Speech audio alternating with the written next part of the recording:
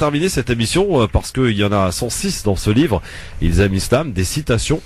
Une manière de répondre donc aux détracteurs, c'est comme ça qu'il faut les appeler, les détracteurs concernant les musulmans, l'islam, voilà. Si je vous demande d'en choisir 2 citations qui vous tiennent particulièrement à cœur, que vous avez envie de mettre en avant aujourd'hui, Salim Laïdi. En fait, moi, je voudrais parler, vous savez, de la technique aujourd'hui de certains agents de subversion qui essaient de faire croire que l'islam est anti-juif, anti-chrétien.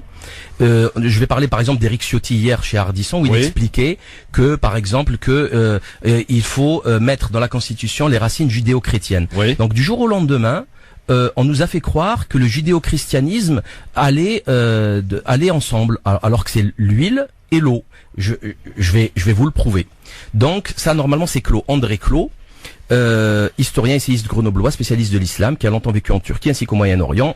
Le livre c'est l'Espagne musulmane, édition Perrin, page 11, 1999. Les Visigoths, c'est les peuples alémaniques qui avaient vécu dans la péninsule ibérique.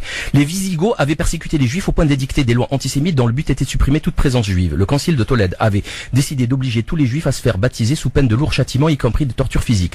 La circoncision était interdite, de même que l'absorption de nourriture rituelle. Il était interdit aux chrétiens de les fréquenter, jusqu'à ce qu'un concile décide de réduire tous les Juifs en esclavage et d'enlever tous les enfants juifs à leurs parents pour les élever dans la religion chrétienne. Une énorme vague d'antisémitisme déferla sur la péninsule. Les synagogues furent détruites. On comprendra que les Juifs aient facilité la conquête arabe et accueilli les envahisseurs comme des libérateurs. Donc ça, c'est, je rajouterai aussi une autre citation dans laquelle il expliquait par exemple que les Anglais ont interdit la présence aux Juifs pendant 3 siècles et demi. C'est pas rien, 3 siècles et demi, c'est juste gigantesque. Et maintenant, je vais citer Monsieur Wasserstein, David. Je vous laisse deviner on va dire ses origines religieuses. Il est juif certainement.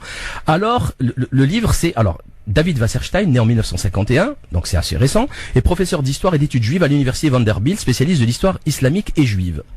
Je le cite donc dans Alors qu'est-ce que les musulmans ont fait pour les juifs ? Ok, c'est le titre de son livre. L'islam a sauvé la communauté juive, c'est une revendication impopulaire et inconfortable dans le monde moderne. Mais c'est une vérité historique. L'argument pour cela est double. D'abord en 570 avant Jésus-Christ, quand le prophète Mohammed est né, les juifs et le judaïsme étaient sur le chemin de l'oubli.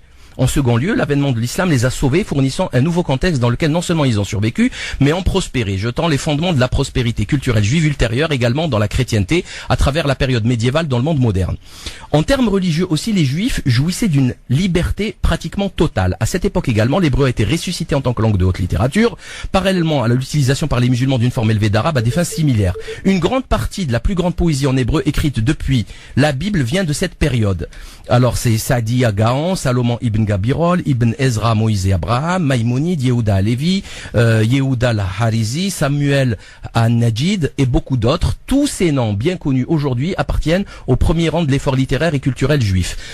Alors la prospérité culturelle juive au Moyen-Âge a été en grande partie tributaire de la prospérité culturelle musulmane, arabe et dans une certaine mesure politique. Lorsque la culture arabe musulmane s'est épanouie, la culture des juifs a elle aussi prospéré. Quand la culture arabe musulmane déclinait, celle des juifs aussi.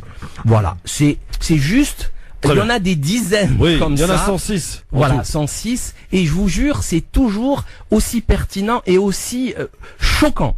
Tellement c'est l'inverse. On nous explique que nous, quand on se lève le matin, vous savez, on kidnappe les enfants des juifs pour boire leur sang, on tue des chrétiens pour s'amuser. C'est un peu ça le truc, alors que des universitaires éminents, juifs, chrétiens, tout ce que vous voudrez, même athées, il y a un peu de tout, il y a même des francs-maçons là, il y a un peu de tout, c'est des gens qui ont écrit, des personnalités qu'on ne peut pas ignorer, éminentes, qui ont dit tout ça, voilà, tout simplement. Bon, le livre s'appelle Ilzem l'islam et vous pouvez vous le procurer évidemment partout chez tous les bons libraires, sur Amazon, sur le site librepenseur.org.